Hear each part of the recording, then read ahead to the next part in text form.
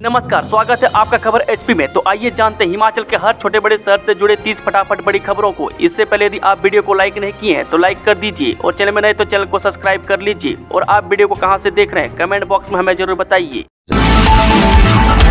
केंद्र से मिले 30 करोड़ रुपये लौटाएगी सुक्खू सरकार, अपने खर्चे से बनाएगी ये प्रोजेक्ट। हिमाचल के नालागढ़ में बनने वाले मेडिकल डिवाइस पार्क को राज्य सरकार ने अपने संसाधनों से बनाने का निर्णय लिया है। ऐसे में प्रदेश की सुक्खू सरकार ने 265 एकड़ जमीन पर 350 करोड़ रुपये की लागत से बनने वाली इस परियोजना के लिए केंद्र सरकार से मिले 30 करोड़ रुपये लौटाने का फैसला लिया है। बता दी, केंद्र से प्राप्त हुई इस राशि को अगर सरकार वापस नहीं करती तो राज्य को कई आर्थिक नुकसान उठाने पड़ सकते हैं। वह केंद्र से मिली 30 करोड़ रुपये की राशि के बदले में राज्य सरकार को उद्योगपतियों को जमीन को 1 रुपये प्रति वर्ग मीटर, बिजली 3 रुपये प्रति यूनिट के अलावा 10 वर्षों तक पानी, रखरखाव और गोदाम की सुविधा बिना किसी शुल्क के प्रदान करनी पड़ेगी। दिल्ली पहुंचे सीएम सुक्खू, नीति आयोग की बैठक में शामिल होने पर संशय। जब मुख्यमंत्री सुक्खू ने शुक्रवार शाम को दिल्ली पहुंचे, शनिवार को प्रधानमंत्री नरेंद्र मोदी की अध्यक्षता में होने वाली नीति आयोग की बैठक में मुख्यमंत्री के शामिल होने पर अभी संशय है। कांग्रेस और इंडिया गठबंधन के घटक दलों ने इस बैठक का बहिष्कार करने का ऐलान किया है। बता दें कि शुक्रवार को सीएम के साथ प्रदेश के अफसरों के दिल्ली न जाने से शनिवार की बैठक में मुख्यमंत्री के शामिल होने के आसार कम है। वह शनिवार को मुख्यमंत्री की दिल्ली में पार्टी नेताओं और केंद्रीय मंत्रियों से मुलाकात करने की संभावना है। कांग्रेस शासित राज्यों के मुख्यमंत्रियों के नीति आयोग की बैठक में शामिल नहीं होने की बात पार्टी के राष्ट्रीय महासचिव संगठन केसी वेणुगोपाल पहले ही कर चुके हैं। वे पंजाब और दिल्ली सरकार की ओर से भी इस बैठक का बहिष्कार किया गया है।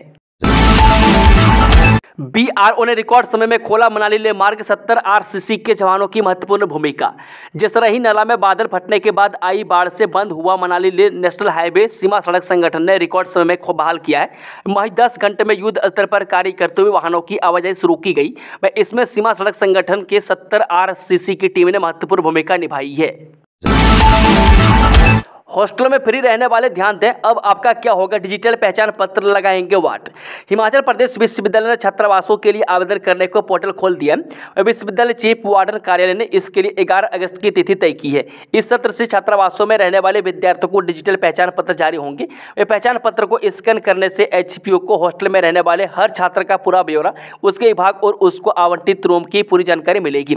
बता दें कि विश्वविद्यालय छात्रावासों, खासतौर पर लड़कों के छात्रावासों में होने वाली हिंसक घटनाओं को रोकने, विद्यार्थियों को बेहतर शैक्षणिक माहौल उपलब्ध करवाने को लेकर chief warden professor RL Zinta ने शुक्रवार को बैठक ली। इसमें निर्माण व रखरखाव मंडल के अधिकारियों, वार्डन, सुरक्षा अधिकारी और छात्रावास का गैर शिक्षक स्टाफ भी मौजूद रहा। इसमें नए सत्र के लिए कार्य योजना बनाई गई। इसके अनुसार विश्वविद्यालय में सुरक्षा इंतजाम और पुख्ता किए जाएंगे। मौसम और रास्ते की स्थिति देखकर करवाई जाएगी किन्नौर क्लास यात्रा, पहले होगा सर्वे। जनजातीय जिले में 1 से 26 अगस्त तक होने वाली किन्नौर क्लास यात्रा से पहले सर्वे टीम रास्ते का निरीक्षण करेगी। वह पूर्वनी मार्ग का निरीक्षण करने के बाद मौसम और मार्ग की स्थिति को देखते हुए आगामी निर्णय लिया जाएगा। यात्रा को लेकर एसडीएम कल्पा डॉक्टर शशांक गुप्ता की अध्यक्षता में शुक्रवार को बैठक में चर्चा की गई। वह बता दें कि एसडीएम गुप्ता ने विभागों के अधिकारियों को निर्देश दिए हैं कि यात्रा को सुरक्षित और सुगम बनाने के लिए तैयारियां समय रहते पूरी होनी चाहिए। यह यात्रा अभी केवल तांगलिंग से शुरू की जाएगी। यात्रा के दौरान निजी संस्थानों की ओर से लगाए गए टेंटों में रहने के लिए 1300 रुपये प्रति श्रद्धालु भोजन सहित और 700 रुपये भोजन दरें प्रशासन की ओर से निर्धारित की गई है। वह उक्त निर्धारित दरों से अधिक वसूली करने पर कार्रवाई अमल में लाई जाएगी। शिमला से राष्ट्रपति निवास छराबाड़ा के लिए निःशुल्क बस सेवा शुरू, यहां से मिलेगी सुविधा। एचआरटीसी ने राष्ट्रपति निवास छराबाड़ा के लिए निःशुल्क बस सेवा शुरू कर दी है। वे पहले दिन सुबह और शाम के दोपहर के समय बस को चलाया गया। वह राष्ट्रपति द्रौपदी मुर्मू के 2 साल का कार्यकाल पूरा होने पर लोगों के लिए यह बस सेवा चलाई गई है। वे लोग शुक्रवार, शनिवार और रविवार को इस सुविधा का लाभ उठा सकते हैं। वह सुबह लिफ्ट से सुबह 10 बजे के करीब बस चलेगी। इस तरह 12:30 बजे और 2:30 बजे के करीब बस शिमला के लिफ्ट से छराबाड़ा और छराबाड़ा से शिमला लोगों को राष्ट्रपति निवास निहारने के बाद वापस लिफ्ट छोड़ेगी। हालांकि पहले दिन काफी कम संख्या में लोगों ने इस बस सेवा का लाभ उठाया, लेकिन उम्मीद है कि आने वाले दिनों में लोगों का अच्छा रुझान मिलेगा। राष्ट्रपति निवास के प्रबंधक संजू डोगरा ने बताया कि निःशुल्क बस सेवा लोगों के लिए शुरू की गई है। लोग इसका सुविधा का लाभ उठा सकते हैं। मुख्यमंत्री सुक्खू ने कारगिल विजय दिवस पर शूरवीरों को किया नमन। कारगिल विजय दिवस पर मुख्यमंत्री सुक्खू ने अपने संदेश में कारगिल के शहीदों की शहादत को नमन किया। उन्होंने कारगिल शहीदों की वीरता और सर्वोच्च बलिदान को स्मरण करते हुए उन शूरवीरों के प्रति सम्मान व्यक्त किया। जैनब चंदेल बोले, चुनाव से पहले लागू हो महिलाओं के लिए 33% आरक्षण। हिमाचल प्रदेश महिला कांग्रेस अध्यक्ष जैनब चंदेल ने केंद्र की भाजपा सरकार पर आरोप लगाया है कि वह संसद और विधानसभा में 33% महिला आरक्षण को लागू करने पर टालमटोल कर रही है। महिला आरक्षण कानून जल्द लागू किया जाए, इसमें ओबीसी पिछड़ा वर्ग को भी शामिल किया जाना चाहिए। जैनब चंदेल ने कहा कि कांग्रेस और विपक्षी दलों के दबाव में भाजपा ने देश में चुनावों को देखते हुए इसका लाभ लेने के लिए बिल पास तो कर दिया, लेकिन अब उसे लागू करने के लिए कोई भी गंभीर प्रयास नहीं किया जा रहा है। मनाली में टला बड़ा हादसा, ब्यास में जा गिरी बेकाबू निजी बस, 8 घायल, ड्राइवर पर केस दर्ज। ये कुल्लू मनाली नेशनल हाईवे पर बहानू पुल के समीप शुक्रवार सुबह एक बड़ा हादसा होने से टल गया। मनाली से पठानकोट के लिए निकली निजी बस एक टैक्सी की गाइड से टकराते हुए क्रैश बैरियर तोड़कर ब्यास नदी में जा गिरी। हादसे में 8 लोग घायल हुए हैं। पुलिस ने चालक के खिलाफ लापरवाही से बस चलाने का मामला दर्ज कर लिया है। जानकारी के अनुसार निजी बस सुबह मनाली से पठानकोट के लिए रवाना हुई। वह बहानू पुल के समीप पहुंचने से पहले टैक्सी यानी कि HP 01 के 9533 से टकराते हुए नदी में लुढ़क गई। बस में 12 लोग सवार थे, इसमें से 8 लोग बुरी तरह से घायल हो गए। मौके पर मौजूद लोगों की सहायता से सभी को 108 एम्बुलेंस में सिविल अस्पताल पहुंचाया गया। हालांकि 4 लोग मामूली चोटें होने के कारण घर चले गए। वह घायलों में एक मिशन अस्पताल, 2 हरिहर और 2 सिविल अस्पताल में दाखिल किए गए। वह 3 को छुट्टी दी गई है। टैक्सी के चालक राजकुमार ने पुलिस को बयान दिया है कि बस तेज रफ्तार में थी। बस के हादसे का शिकार होने के बाद सवारियों में अफरा तफरी मच गई। थाना प्रभारी मुकेश राठौर ने बताया कि पुलिस ने जांच शुरू कर दी है। DLED की 2450 सीटों के लिए 5579 अभ्यर्थियों में मुकाबला, अगस्त में शुरू होगी काउंसिलिंग। ये 2 वर्षीय डिप्लोमा कोर्स DLED CET शैक्षणिक सत्र 2024-26 की काउंसिलिंग अगस्त में शुरू होगी। शिक्षा बोर्ड ने DLED की प्रदेश भर में सरकारी और निजी 2450 सीटों के लिए 5579 अभ्यर्थियों को उत्तीर्ण किया है। प्रदेश में सरकारी डाइट संस्थानों में 900 जबकि निजी संस्थानों में 1550 सीटों पर DLED की पढ़ाई होती है। इन सीटों को भरने के लिए बोर्ड मुख्यालय में अगस्त में काउंसिलिंग प्रक्रिया शुरू होगी। टेट और DLED आवेदन के लिए अब 2 गुना देनी होगी फीस, 11 वर्ष बाद किया बदलाव। हिमाचल प्रदेश स्कूल शिक्षा बोर्ड ने अध्यापक पात्रता परीक्षा यानी कि टेट और 2 वर्षीय डिप्लोमा इन एलिमेंट्री एजुकेशन यानी कि DLED की प्रवेश परीक्षा के लिए आवेदन करने पर अब 2 गुना फीस चुकानी होगी। स्कूल शिक्षा बोर्ड ने करीब 11 वर्ष बाद फीस के निर्धारित ढांचे में बदलाव किया है। बोर्ड अधिनियम में दी गई शक्तियों का प्रयोग करते हुए यह बदलाव किया गया। जानकारी के अनुसार हिमाचल प्रदेश स्कूल शिक्षा बोर्ड की ओर से ईंधन, कागज, स्टेशनरी, प्रिंटिंग सामग्री और यातायात आदि की कीमतों में वृद्धि होने के कारण करीब 11 वर्ष पूर्व निर्धारित आवेदन शुल्क को पुनर्निर्धारित किया गया। अब अभ्यर्थियों को अध्यापक पात्रता परीक्षा और DLED की प्रवेश परीक्षा के लिए आवेदन करने के रूप में 2 गुना फीस चुकानी पड़ेगी। नए बैच की अनुमति, मैनेजमेंट कोटे की फीस के पैच में फंसी BEd काउंसिलिंग। हिमाचल प्रदेश विश्वविद्यालय से संबद्ध 54 निजी और सरकारी BEd कॉलेजों में प्रवेश के लिए काउंसिलिंग के शेड्यूल के जारी होने को लेकर करीब 11,000 अभ्यर्थियों को और इंतजार करना पड़ सकता है। 20 जून को शैक्षणिक सत्र 2024-26 के लिए विश्वविद्यालय की ओर से करवाई गई प्रवेश परीक्षा के 8 जुलाई को घोषित किए गए परिणाम के बावजूद अभी तक विश्वविद्यालय काउंसिलिंग का शेड्यूल जारी नहीं कर पाया है। RTI आवेदन का जवाब नहीं देने पर जन सूचना अधिकारी को 15,000 रुपये जुर्माना। जन सूचना का अधिकार अपील के फैसले में हिमाचल प्रदेश राज्य सूचना आयोग ने ऊना जिले के हरोली तहसील कार्यालय के जन सूचना अधिकारी पर 15,000 रुपये का जुर्माना लगाया है। यह जुर्माना राज्य मुख्य सूचना आयुक्त RD धीमान ने लगाया है। वहीं अपीलकर्ता सुरेश चंद्र शर्मा ने 6 अगस्त 2023 को RTI आवेदन दायर कर भूमि सीमांकन प्रक्रियाओं और समय सीमा से संबंधित 6 बिंदुओं पर जानकारी मांगी थी। उन्हें जन सूचना अधिकारी से कोई जवाब नहीं मिला। 18 सितंबर 2023 को प्रथम अपीलीय प्राधिकरण के साथ अपील दायर की और 15 दिनों के भीतर जानकारी प्रदान करने के निर्देश के बावजूद कोई कार्रवाई नहीं की गई है। अब 100 रुपये में बनेंगे स्मार्ट ग्रीन और सम्मान कार्ड, अधिसूचना जारी। हिमाचल पथ परिवहन निगम की बसों में किराए में छूट के लिए बनाए जाने वाले स्मार्ट ग्रीन और सम्मान कार्ड महंगे हो गए। वे प्रत्येक कार्ड को बनाने के लिए अब 50 रुपये ज़्यादा चुकाने होंगे। वे पहले कार्ड 50-50 रुपये में बनाए जाते थे, लेकिन अब 100 रुपये देने पड़ेंगे। भानुपल्ली बिलासपुर रेल लाइन में भूमि अधिग्रहण का पेश जाने पूरा मामला। जब भानुपल्ली बिलासपुर बेरी रेल लाइन के लिए किए जाने वाले भूमि अधिग्रहण की प्रक्रिया में पेंच फंसने से थापना से बिलासपुर तक पूरी तरह से निर्माण कार्य शुरू करने के लिए इंतजार और बढ़ गया। वह थापना से बिलासपुर के डियारा तक के कुछ भू मालिकों ने अधिग्रहण प्रक्रिया को कोर्ट में चुनौती दी थी। वह उनकी अपील की सुनवाई करते हुए कोर्ट ने फैसला दिया है कि उन सभी को जमीन और घरों के अधिग्रहण में राहत देने के लिए अधिग्रहण की प्रक्रिया को नए सिरे से शुरू किया जाए। कैप्टन सौरभ कालिया के परिजनों का छलका दर्द, बेटे को अब तक नहीं मिला न्याय। जो कारगिल युद्ध के पहले बलिदानी कैप्टन सौरभ कालिया के परिजनों को बेटे के मामले में इंसाफ न मिलने का आज भी मलाल है। वह कैप्टन सौरभ के पिता डॉक्टर NK कालिया और माता विजया कालिया का कहना है कि उनके बेटे का न्याय को लेकर कोर्ट में मामला चला हुआ है, लेकिन करीब 5 साल से भी अभी तक कोई सुनवाई नहीं हुई है। इसका उन्हें अभी भी इंतजार लगा हुआ है। उन्हें भगवान के दरबार में पूरी आस्था है कि उन्हें न्याय मिलकर रहेगा। डॉक्टर NK कालिया का कहना है कि 1999 में हुए कारगिल युद्ध में बलिदानी हुए कैप्टन सौरभ कालिया को पाकिस्तान सेना ने अमानवीय यातनाएं देकर मारा था। मुफ्त सेवा होगी खत्म, देना होगा शुल्क, 15 अगस्त से लागू होगी नई व्यवस्था।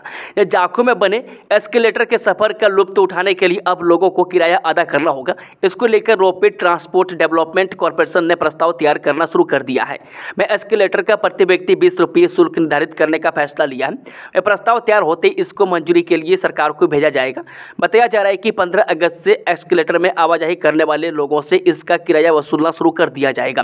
प्रदेश के पहले आउटडोर एस्केलेटर के निर्माण पर करीब 7 करोड़ 94 लाख की राशि खर्च की गई है। वह 14 मार्च को मुख्यमंत्री सुखविंदर सिंह सुक्खू ने इसका उद्घाटन किया था और तब से लेकर अभी तक मंदिर आने वाले श्रद्धालु एस्केलेटर की सुविधा का निःशुल्क लाभ उठा रहे हैं। मैं इसमें देश विदेश से आने वाले सैलानी भी शामिल हैं। यह एस्केलेटर 46.46 मीटर लंबा और 1.65 मीटर चौड़ा है। यह 0.5 मीटर प्रति सेकंड की रफ्तार से चलता है। सैनिकों के आश्रितों को राहत, 1.5 गुना बढ़ी अनुग्रह अनुदान राशि, वार्षिक आय सीमा की शर्त भी हटी। राज्य सरकार ने सितंबर 2023 से युद्ध या ऑपरेशन के समय शहीद या दिव्यांग हुए सैनिकों के आश्रितों को प्रदान की जा रही अनुग्रह अनुदान राशि की दरों में 1.5 गुना बढ़ोतरी की है। वह शहीद सैनिकों के परिवारों को मिलने वाली 20 लाख की राशि को बढ़ाकर 30 लाख, अन्य कारणों से सैनिकों के निधन पर राशि को 5 लाख से 7.5 लाख और युद्ध में अपंग सैनिकों को दी जाने वाली राशि को 2.5 लाख से 3,75,000 और 1 लाख से 1.5 लाख रुपये किया गया। यह जानकारी स्वास्थ्य मंत्री कर्नल धनराम शांडिल ने दी है। रीडिजाइन होगा कांगड़ा का रेल नेटवर्क, मिलेगी हाईटेक सुविधाएं। राज्यसभा सांसद इंदु गोस्वामी ने भारत सरकार की अमृत भारत स्टेशन योजना के तहत कांगड़ा जिला के बैजनाथ, पपरोला, पालमपुर रेलवे स्टेशनों पर अति आधुनिक सुविधाएं विकसित करने के लिए चालू बजट में पर्याप्त धनराशि का प्रावधान करने के लिए रेल मंत्री अश्विनी वैष्णव का धन्यवाद किया है। उन्होंने कहा है कि रेल मंत्री ने उन्हें बताया कि इन स्टेशनों को नवीनतम विश्व स्तरीय सुविधाओं से लेस कर रेल यात्रियों को मुफ्त वाईफाई, मल्टी डिवाइजर फर्नीचर, दिव्यांगों की सुविधा, अप्रोच रोड को चौड़ा करना, उच्च स्तरीय प्लेटफॉर्म, इंटरकनेक्टिविटी, सुरक्षा, air conditioner, waiting hall, escalator, पेयजल सहित अनेक नई सुविधाएं विकसित करने के लिए इस साल के रेल बजट में पर्याप्त धनराशि प्रदान की गई है और अगर जरूरत पड़े तो अतिरिक्त धनराशि का प्रावधान भी किया जाएगा। कारगिल से मोदी की दहाड़, पाकिस्तान ने हर बार मुंह की खाई है पर हरकतें से नहीं आ रही बाज। प्रधानमंत्री नरेंद्र मोदी ने शुक्रवार को 25वें कारगिल विजय दिवस के अवसर पर द्रास में कारगिल युद्ध स्मारक पर पुष्पांजलि अर्पित की। श्री मोदी आज सुबह द्रास पहुंचे और 1999 में युद्ध के दौरान शहीद हुए सैनिकों को श्रद्धांजलि दी। सेना के दिग्गजों ने भी कारगिल युद्ध स्मारक पर वीरों को श्रद्धांजलि दी। इस दौरान प्रधानमंत्री ने कहा कि भारत शांति का प्रयास कर रहा था, लेकिन पाकिस्तान अपनी हरकतों से बाज नहीं आया। पाकिस्तान को हर बार मुंह की खानी पड़ी, फिर भी उसने अपने इतिहास से कुछ नहीं सीखा। श्री मोदी ने इस दौरान वीडियो कॉन्फ्रेंसिंग के माध्यम से विश्व की सबसे ऊंची सिंकुन लॉ सुरंग परियोजना का पहला विस्फोट भी किया। दुनिया की सबसे ऊंचाई पर 1681 करोड़ से बनेगी सिंकुला टनल, प्रधानमंत्री ने किया वर्चुअली शुभारंभ। दुनिया की सबसे ऊंची पर बनने वाली सिंकुला टनल का शुक्रवार को कारगिल से प्रधानमंत्री मोदी ने वर्चुअली शुभारंभ किया। लद्दाख की ओर सिंकुला टनल के नॉर्थ पोर्टल में पहले ब्लास्ट से कार्य की शुरुआत हुई। BRO की योजक परियोजना ने निर्माण कार्य की तैयारियां पूरी कर ली है। केंद्र सरकार ने 2 साल पहले ही योजक परियोजना का गठन किया है। इससे पहले इस परियोजना ने देश की महत्वपूर्ण 9 किलोमीटर लंबी टनल को तैयार किया है। वह श्रृंखला टनल लद्दाख और हिमाचल को कनेक्टिविटी देगी। बता दें कि 16,580 फुट की ऊंचाई पर बनने वाले इस टनल की लंबाई 4.1 किलोमीटर होगी। BRO की माने तो टनल पर 16 से 81 करोड़ रुपये खर्च की स्वीकृति होंगी। वह सामरिक दृष्टि से महत्वपूर्ण इस टनल से पाक और चीन सीमा तक भारतीय सेना की पहुंच आसान होगी। वह टनल बनने से मनाली, कारगिल और मनाली ले सामरिक मार्ग के बीच 12 महीने सेना के साथ आम लोगों और पर्यटक वाहनों की आवाजाही होगी। यह टनल सामरिक महत्व के लिहाज से चीन और पाकिस्तान की सीमा तक भारतीय सेना को पहुंचने के लिए सबसे उपयुक्त विकल्प होगा। BRO योजक परियोजना के चीफ RK शाह ने बताया कि इस टनल का निर्माण 3 साल के भीतर पूरा किया जाएगा। उन्होंने बताया कि टनल के निर्माण से लेह लद्दाख की जांस्कर घाटी के लोगों को राहत मिलेगी तथा सेना के लिए भी यह सड़क सुरक्षित व आरामदायक होगी। 1990 के बाद डिग्री पूरी करने का सुनहरा मौका, 30 जुलाई से परीक्षाएं शुरू। जब विश्वविद्यालय डिग्री पूरी करने और डिवीजन में सुधार करने का मौका छात्रों को दे रहा है, इसी कड़ी में विश्वविद्यालय ने BA, BCom, BSc की प्रथम, द्वितीय और तृतीय वर्ष के वार्षिक आधार पर बैच 1990 के बाद डिग्री पूरी करने और डिवीजन में सुधार करने के लिए विशेष मौका होने वाली परीक्षाओं की डेट शीट जारी कर दी है। विश्वविद्यालय की वेबसाइट पर भी यह डेट शीट अपलोड कर दी है। ये परीक्षाएं 30 जुलाई से शुरू हो रही है। मैं छात्र डेट शीट को विश्वविद्यालय की वेबसाइट से डाउनलोड कर सकते हैं। विश्वविद्यालय ने सभी पात्र उम्मीदवारों को प्रवेश पत्र व रोल नंबर स्लिप डाक द्वारा भेज दिए। यदि कोई उम्मीदवार जिसने आवेदन किया है लेकिन उसे प्रवेश पत्र, रोल नंबर स्लिप नहीं मिली है तो वह विश्वविद्यालय परीक्षा शाखा से संपर्क कर सकते हैं। हिमाचल में आने वाले 2 करोड़ पर्यटकों को लगेगा झटका, हाईकोर्ट ने जारी किया आदेश। हिमाचल में हर साल आने वाले करीब 2 करोड़ पर्यटकों को अब पर्यावरण टैक्स देना पड़ सकता है। हिमाचल हाईकोर्ट ने सरकार को इस मामले में विशेष कार्यबल का गठन करने के आदेश दिए हैं। साथ ही हिमाचल में आने वाले पर्यटकों को भी आदेश दिया है कि वो हिमाचल आकर गंदगी न फैलाएं और अपने साथ कैरी बैग रखें। इसके साथ ही हाईकोर्ट ने कहा है कि हिमाचल सरकार सिक्किम और भूटान की तर्ज पर पर्यटकों से पर्यावरण टैक्स वसूले। 2 पंचायत प्रधानों पर गिरी निलंबन की गाज, जानिए क्या है मामला। सिरमौर जिला की 2 पंचायतों के प्रधानों को विकास कार्यों में अनियमितताओं के आरोपों के बाद निलंबित कर दिया गया है। जिला पंचायत अधिकारी की ओर से यह कार्रवाई तत्काल प्रभाव से की गई है। निलंबित किए गए प्रधानों में विकास खंड तिलोरधार की ग्राम पंचायत कटवाड़ के प्रधान महेंद्र सिंह और विकास खंड सिलाई की ग्राम पंचायत नया पंजोड़ के प्रधान लायक राम शामिल है। हरवाल में 90 लाख रुपए से बनेगा सिंचाई नलकूप, MLA राकेश कालिया ने किया भूमि पूजन। जल शक्ति विभाग उपमंडल दौलतपुर के अंतर्गत हरवाल गांव में विधायक राकेश कालिया ने सिंचाई नलकूप का भूमि पूजन किया। इस सिंचाई नलकूप से करीब 20 हेक्टेयर कृषि योग्य जमीन को 16 आउटलेट्स के जरिए सिंचाई सुविधा मिलेगी। इस परियोजना पर लगभग 90 लाख रुपए की लागत आएगी। इस मौके पर विधायक राकेश कालिया ने कहा कि मुख्यमंत्री सुखविंदर सिंह सुक्खू के नेतृत्व में सरकार विकास कार्यों को तेजी से आगे बढ़ा रही है। उन्होंने उन लोगों की आलोचना की जिन्होंने पैसे के बल पर गगरेट की जनता को भ्रमित किया और उनका जनादेश भेज दिया। विधायक कालिया ने आश्वासन दिया है कि अब किसी भी स्तर पर कोई बाधा नहीं आएगी और सभी गांव में चरणबद्ध तरीके से विकास कार्य होंगे। संसद में कंगना का पहला भाषण, सुक्खू सरकार पर लगाए बड़े आरोप। जब मंडी लोकसभा सीट से सांसद कंगना रनौत ने पहली बार संसद में भाषण दिया और पहले ही भाषण में वह प्रदेश की सुक्खू सरकार पर गंभीर आरोप लगाती नजर आई। इसके अलावा कंगना ने मंडी में इंटरनेशनल एयरपोर्ट बनाने की भी मांग सदन में रखी। गौशाला को नहीं कब्रिस्तान को दे दी सरकारी जमीन, लोगों ने हनुमान चालीसा पढ़कर जताया विरोध। जिला ऊना के गांव नंगल सालंगड़ी में जिला प्रशासन द्वारा कब्रिस्तान के दी जा रही 4 कनाल सरकारी भूमि को लेकर ग्रामीणों ने ऐतराज व्यक्त किया है। इसी मामले को लेकर ग्राम पंचायत की प्रधान आशा देवी के नेतृत्व में पंचायत के सदस्य और बड़ी संख्या में ग्रामीणों ने DC कार्यालय पहुंचकर इस कब्रिस्तान का विरोध किया और कहा कि बाहर से आकर बसे 2 परिवारों के लिए गाँव में कब्रिस्तान के लिए सरकारी भूमि देना गलत है। वहीं ग्रामीणों ने MC पार्क में बैठकर हनुमान चालीसा का पाठ भी किया। ग्रामीणों ने कहा कि इसी भूमि पर ग्राम पंचायत द्वारा गौशाला बनाने के लिए जब जिला प्रशासन से अनुमति मांगी गई थी तो इसे नॉन अलॉटेबल जमीन बताकर गौशाला का काम रुकवा दिया गया था, लेकिन अब इसी जमीन को कब्रिस्तान के लिए किस आधार पर आवंटित किया जा रहा है। ग्रामीणों ने कहा कि यदि अब भी सरकार और प्रशासन उनकी बात नहीं माने तो उसके लिए उग्र प्रदर्शन करने पर मजबूर होना पड़ेगा। बीजेपी के सरकार के खिलाफ मोर्चा, यूनिवर्सल कॉटन की क्वालिटी पर सवाल। हिमाचल प्रदेश में सेब सीजन की शुरुआत हो चुकी है। प्रदेश सरकार के फैसले के बाद इस साल सेब यूनिवर्सल कॉटन में फल मंडी पहुंच रहा है, लेकिन सिंगल लेयर यूनिवर्सल कॉटन डब्बे की क्वालिटी बागवानों के लिए मुसीबत का सबब बन गई है। इसी बीच अब इस मामले में राजनीतिक तूल भी पकड़ लिया है। बीजेपी ने इस मुद्दे पर सरकार के खिलाफ मोर्चा खोल दिया है। जिस जवान ने कारगिल युद्ध में खट्टे किए थे दुश्मनों के दांत, उस शहीद को ही भूल गई सरकारें। 25 साल बाद भी नहीं निभाया अपना वादा। ये देश का हर नागरिक तब तक सुरक्षित है जब तक सीमा पर खड़े हमारे वीर जवान मातृभूमि की रक्षा अपने प्राणों की आहुति देकर कर रहे हैं। भारतीय सैनिकों के शौर्य और बलिदान की गाथा पूरा विश्व जानता है। आज कारगिल युद्ध की जीत को 25 साल पूरे हो गए। मैं कारगिल विजय दिवस को लेकर आज रजत जयंती मनाई जा रही है। ऐसे में अपने शहीदों को याद किए बिना इस जीत का जिक्र करना फीका सा लगता है। लेकिन कारगिल युद्ध में जो जवान शहीद हुए लगता है जो उनके बलिदान को सरकारें भूल गई है। मैं तभी तो कारगिल युद्ध में शहीद हुए टेक चंद मस्ताना की पत्नी से सरकार ने जो वादा किया था उसे आज तक पूरा नहीं किया गया, मैं जिसकी वजह से शहीद की पत्नी काफी नाराज है। कारगिल की चोटियों पर कण कण में बिखरी है हिमाचल के 52 वीरों की शौर्य गाथा। भारतीय सेना के मुकुट पर सजे हैं देवभूमि के अमर सितारे। ये 2.5 दशक पहले दुनिया के कठिनतम रण क्षेत्र में भारतीय सेना ने जो शौर्य गाथा लिखी है उसे समूचे विश्व के युद्ध इतिहास में याद किया जाएगा। युद्ध रणनीति के विशेषज्ञ ये स्वीकार करते हैं कि विश्व की कोई भी सेना ऐसी परिस्थितियों में युद्ध नहीं जीत सकती थी। मैं कारगिल में पाकिस्तान की नापाक सेना चोटियों पर अति सुरक्षित बंकरों में अत्याधुनिक हथियारों से लेस होकर कुटिलता से जमी हुई थी।